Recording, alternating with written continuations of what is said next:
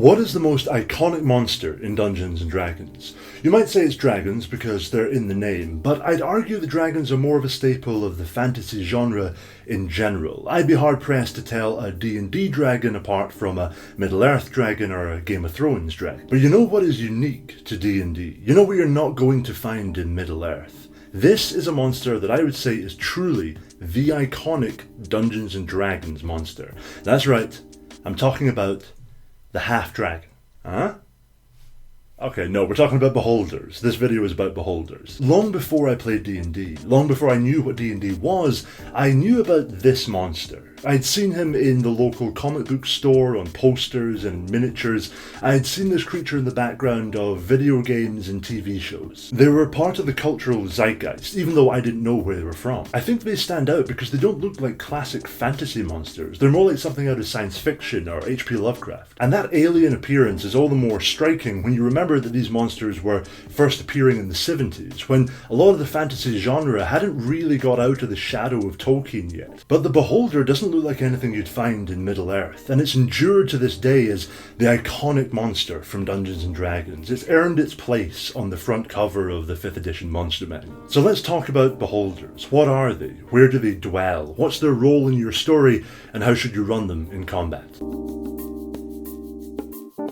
So what is a beholder? A beholder is a large round creature that hovers above the ground. It has a large central eye, a toothy maw, and 10 eye stalks, each of which can fire its own magical attack. While most beholders have these characteristics, every beholder has its own distinctive appearance. One might be protected by a hardened shell, while another could be covered in spikes and horns to gore attackers who get too close. An Eberron beholder could have cyborg elements with mechanical limbs and steampunk armor. A beholder from Icewind Dale might be covered in thick white fur or a hardened, icy exoskeleton. You can go wild and create a beholder that looks right for your setting and for the atmosphere of your game. Now, beholders are hideous, but what matters is on the inside. So, what's a beholder's personality like? They're driven by two key traits: intense narcissism and intense paranoia. They see themselves as perfect beings, quite literally floating above all other creatures. In a beholder's mind, this is what peak performance looks like. And it's not just other races that the beholder looks down on. In their eye, all other beholders are equally inferior. Their narcissism is compounded with intense paranoia and a conviction that everything and everyone is coming to kill them. Beholders see threats everywhere and are especially fearful of other beholders. And that's a problem because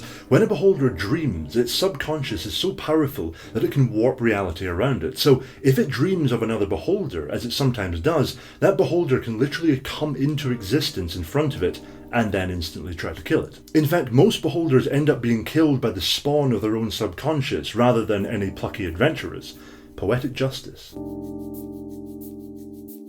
Where will your players encounter the beholder? Well, when choosing or creating its lair, a beholder will want to put as much distance between itself and the many threats it perceives around it. Consequently, beholders are to be found far from civilization, on wild moorlands, in high icy mountains, or in tunnels below the ground. A beholder might occupy a ruined temple or an abandoned castle, but they can also create their own lairs from scratch. One of the beholder's eye stalks has a disintegration ray, and it can use this to carve tunnels in solid rock.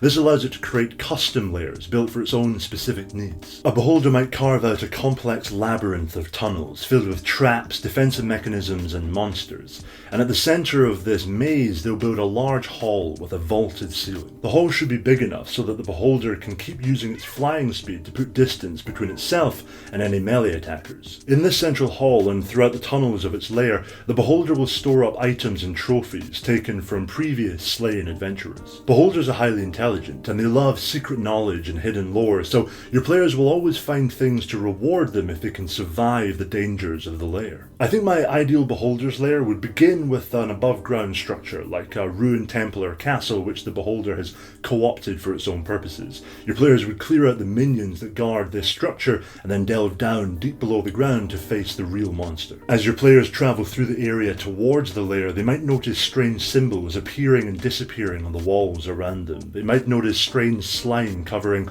stones or trees, and these are all projections of the creature's sleeping mind. In your story, the beholder will make a great overarching villain for a longer campaign. There are many different kinds of villain, but the Beholder falls very neatly into the category of mastermind villain. These are the mysterious, highly intelligent puppet masters who pull the strings of lesser villains from afar. It may take a while for the players to realise what they're dealing with, but long before they come face to face with the Beholder, they'll be going up against its lieutenants and underlings. Beholders usually have one primary goal: self-preservation, and to achieve that goal they'll construct elaborate plans across multiple decades with multiple different agents, destabilising nations and doing whatever it takes to ensure their survival. Say for example, a Beholder theorises that one day it might be killed by a group of adventurers. What does it do? First, it might try to make contact with corrupt or evil individuals in the world who can act as its agents.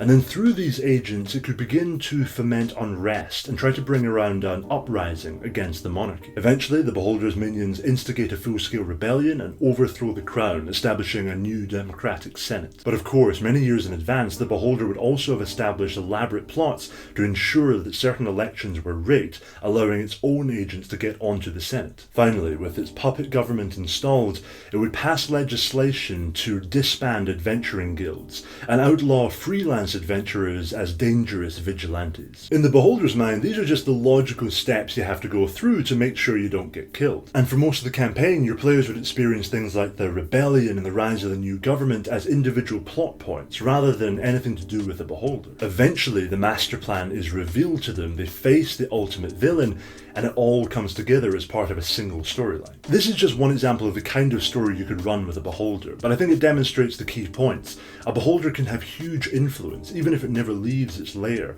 and even if your players don't realise they're dealing with the Beholder until much later in the campaign, they can still be dealing with its master plan. When they do finally realise who's pulling the strings, they might decide to seek out the Beholder and face it in battle. Which brings us to...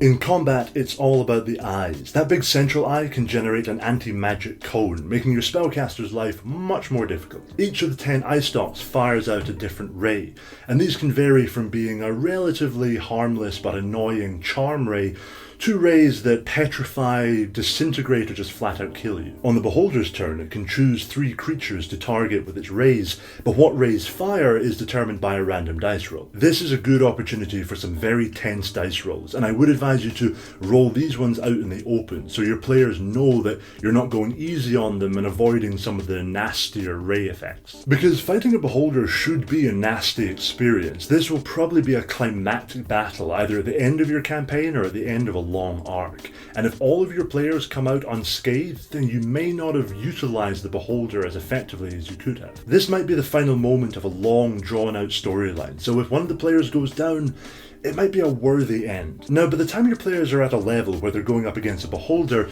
the Beholder is 180 HP and AC of 18 won't be too much of a challenge for them, and the Beholder knows that. If the Barbarian gets too close to it, it's in trouble, so it's going to do everything it can to put some distance between it and any melee fighters. And if it's fighting in its own lair, which remember it probably designed itself, there should be plenty of elements to aid it in that endeavour. Split the map with a ravine that the Beholder can fly over while the players have to go the long way round.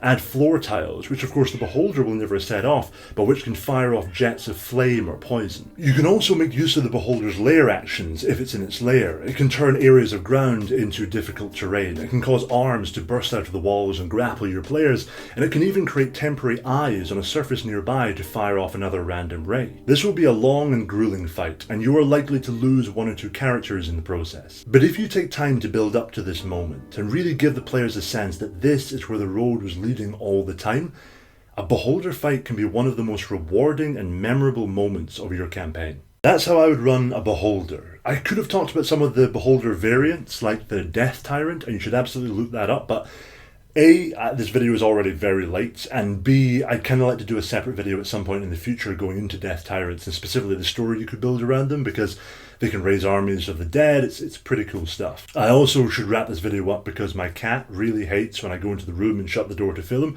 and she is just outside my door screaming, and so I have to do there's so many edits in this video that are just made to try and cover up the fact that the cat is meowing loudly through the door. But if I let her in, she'd start attacking my green screen, so you gotta do what you gotta do. Anyway, thank you guys for watching. Huge thank you to my patrons who are supporting me on this process and who actually picked out this monster. We do a little poll every Thursday to decide what monster I should cover in a short video, and I felt like going nuts and trying to do a longer video since it was our 10th monster poll. So the Beholder won, and there'll be many more longer and shorter videos about monsters in the future. Anyway, hopefully there'll be a shorter period of time between this video and my next long form one, because I've already started working on it, and I'm trying not to be too perfectionist about it. But anyway, thank you for watching.